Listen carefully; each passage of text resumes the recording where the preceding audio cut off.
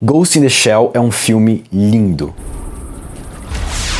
Visualmente, ele é maravilhoso. O Shell desse filme é lindo. Só faltou o Ghost. Sabe como falavam whitewashing e Scarlett Johansson e não, ela não é asiática no anime? Sim, ela é asiática no anime. Whitewashing nesse filme é a coisa mais descarada que eu já vi. Antes de começar, eu quero lembrar que esse vídeo ele é sem spoilers, mas eu quero comentar uma coisa muito importante com relação ao whitewashing desse filme, e para isso eu vou precisar dar spoilers do filme. Eu vou deixar isso para o final do vídeo. Quando chegar nessa parte, eu vou deixar a tela assim. E quando ela estiver assim, quer dizer que eu vou estar falando spoilers. E depois, no final, eu vou colocar o minuto em que tudo volta ao normal para você poder avançar e pular só a parte dos spoilers. Então, vamos lá. Ghost in the Shell foi originalmente um mangá escrito pelo Masamune Shirow, e ele gerou toda uma série de produções, longas, séries, mangás baseados nas séries, videogames, e todas essas produções, elas são meio que independentes entre si, elas são quase que no seu próprio universo. Essa versão hollywoodiana do Ghost in the Shell é muito mais baseada no anime de 1995, dirigido pelo Mamoru Oshii, do que baseada no mangá original que gerou a série. Na verdade, esse filme do Ghost in the Shell, ele é completamente baseado no anime de 95, com elementos da série do Standalone Complex, para poder tornar a série de filmes de Hollywood uma franquia. Afinal, que filme blockbuster hoje em dia não quer ser uma franquia? A franquia Ghost in the Shell conta a história da Seção 9, um grupo antiterrorista do governo, e como que esse grupo navega pelo universo futurista cibernético que ele se vê inserido. E nas minhas versões favoritas do Ghost in the Shell, que é o anime de 95, o Standalone Complex, a série, ela sempre tem como pano de fundo um tema recorrente, que é o que significa ser humano. O que é humano em um mundo em que máquina e ser humano tem uma linha que está ficando cada vez mais embaçada. Em um mundo em que tecnologia está se mesclando com os seres humanos. Dentro disso, o que é o Ghost? O que é ter uma alma? Será que ele sequer existe? E tendo isso em mente, vamos para os top 3 melhores e piores coisas que, na minha opinião, tem o filme de Hollywood do Ghost in the Shell.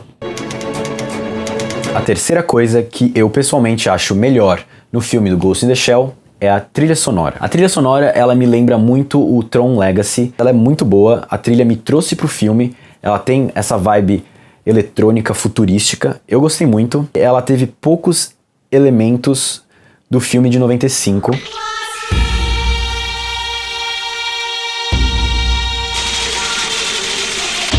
Ela parecia uma coisa meio ritualística e te dava uma sensação esquisita enquanto você via o filme, que é, eu acho que exatamente como o diretor gostaria que o público se sentisse. E esse filme não tem isso, mas ok, é diferente, é mais pop, por assim dizer, e é bom. Então a trilha sonora é um ponto positivo pra mim nesse filme. A segunda coisa que eu achei melhor nesse filme são as cenas e sequências de ação. As cenas e sequências de ação desse filme são incríveis de se assistir.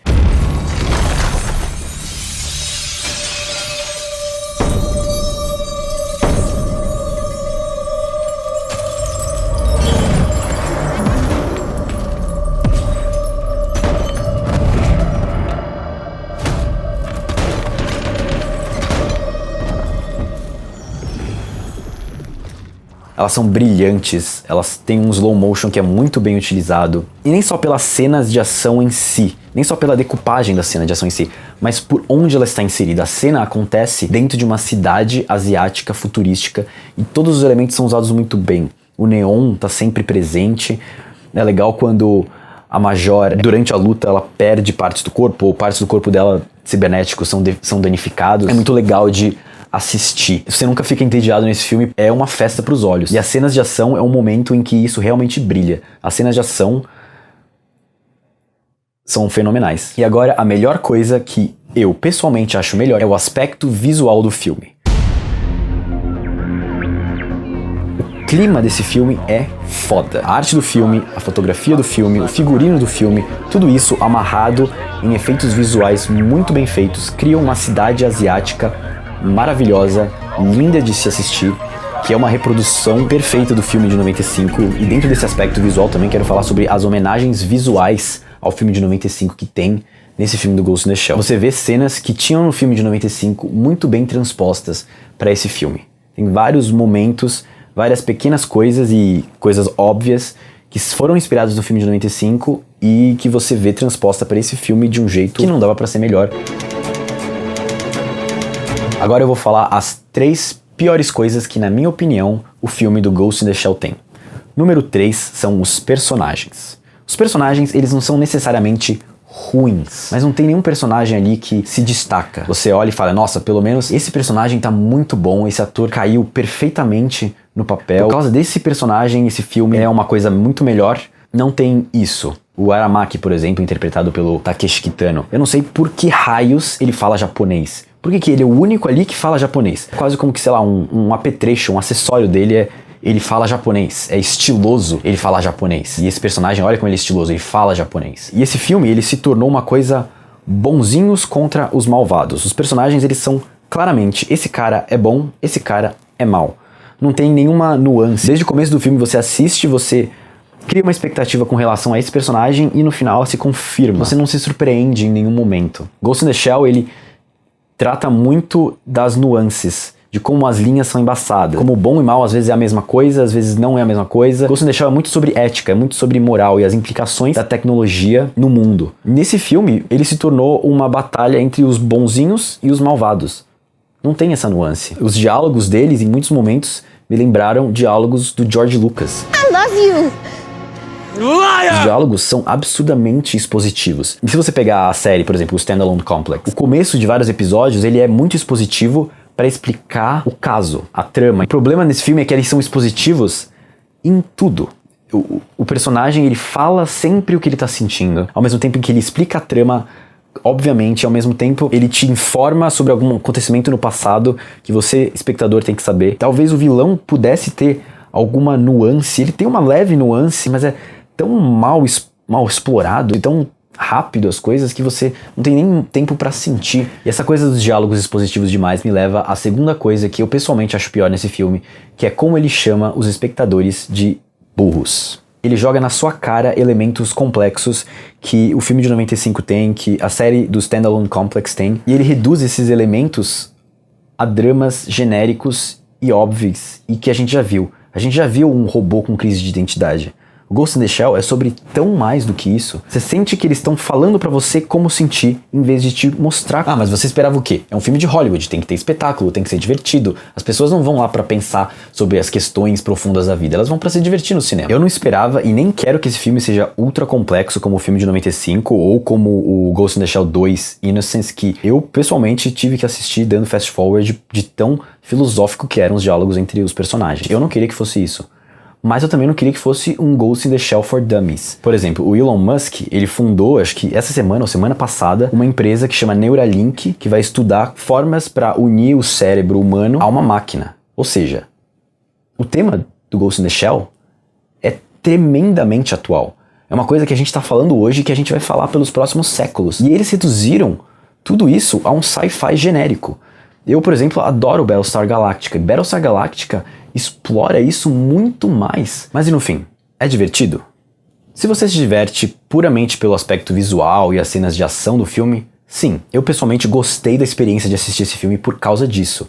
Mas ele não traz um roteiro inovador, ele não traz temáticas inovadoras, e é uma pena, porque um filme como esse tinha um potencial. O Matrix, que teve muitas influências do anime de 95, conseguiu unir muito melhor as questões filosóficas e profundas que o filme trata, com cenas de ação explosivas e esse elemento mais pop, que eu, como uma criança de 9 anos, quando assisti o Matrix, não entendi nada do aspecto filosófico, mas eu amei o filme. Hoje em dia, com 26 anos, eu assisto esse filme e eu vejo ele de uma forma completamente diferente.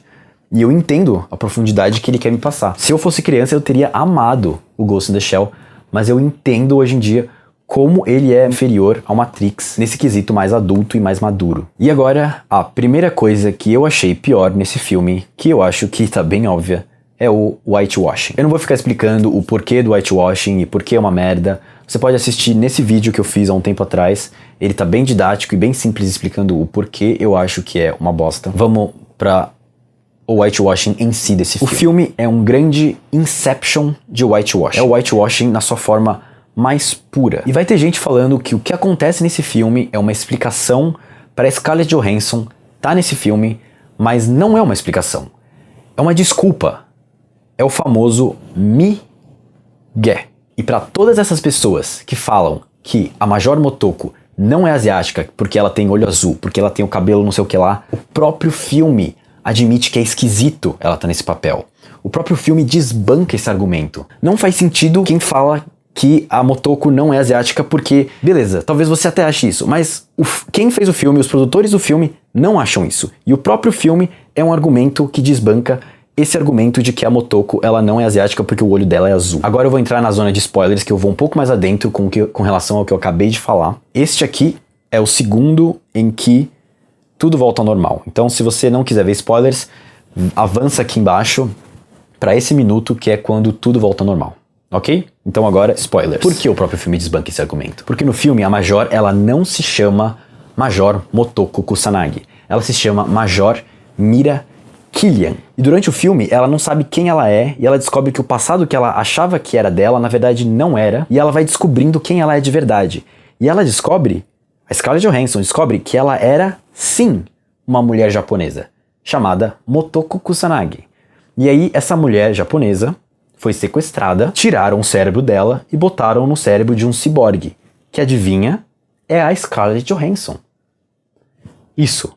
Ela era uma mulher asiática, eles tiraram o ghost dela, juntaram a uma máquina, e essa máquina é a Scarlett Johansson. Ou seja, a empresa dentro do filme fez o whitewashing. A empresa dentro do filme fez literalmente o whitewashing. Eles tiraram uma pessoa do corpo asiático e colocaram no corpo de uma pessoa branca. Isso é uma explicação para ela ser a Scarlett Johansson? Isso é uma desculpa, e uma desculpa que é tão descarada que vai ter gente que vai achar que faz sentido, porque é tipo, você escondendo na frente de todo mundo. É absurdo. E isso é a prova de que o próprio filme sabe que é estranho. A Scarlett Johansson tá nesse papel. E o próprio filme gasta bons minutos dos 100 minutos de filme para explicar isso. Então aquele negócio que a gente falava, nossa, whitewashing, ele não é só mudaram a cara dela, não é uma coisa ruim, não vai prejudicar a história, o que importa é a história. Prejudica a história. Em vez de gastar tempo construindo melhor os personagens, construindo melhor a profundidade do filme, eles gastam muitos minutos do filme justificando o porquê dela ter essa cara. E tem no filme a cena maravilhosa em que a Scarlett Johansson encontra a mãe verdadeira dela, que adivinha, é asiática, é japonesa, e ela abraça a mãe em um momento que eu imagino que era pra ser lindo, mas você assiste e vê a Scarlett Johansson abraçando uma mulher asiática, e tudo que eu quero é... Esse filme, ele é um grande Inception de whitewashing. Ghost in the Shell, em sua essência, é um filme sobre identidade. E falta identidade em um filme sobre identidade. Ele é um filme sobre quais são as implicações morais e as implicações filosóficas de embaçar a linha entre um ser humano e uma máquina. De se colocar um ghost dentro de uma shell. O filme ele gasta mais tempo com coisas que eu falei na área de spoilers do que construindo bons personagens. É uma comparação muito óbvia de se fazer nesse filme. Que é um filme com uma shell linda, mas sem ghost. Eu não vou mais dar nota para filmes, eu acho que a nota, ela não exprime exatamente como eu me sinto sobre o filme. Eu acho que é muito mais complexo. Não só sobre esse filme, mas qualquer outro filme, então eu não vou dar nota. E é isso, muito obrigado por assistir. Esse filme estreia quinta-feira, dia 30, que é o dia que eu tô postando este vídeo. Se você já assistiu o filme, comente aqui embaixo o que você acha. E se vai escrever spoilers, não esqueça de colocar tags de spoilers para não estragar o filme pra ninguém. E se você não assistiu o filme, escreva aqui embaixo quais são as suas expectativas. E muito, muito obrigado de novo por assistir. E até o próximo Your Reviews. É um filme brilhante. Brilhante, literalmente brilhante. Não no outro sentido.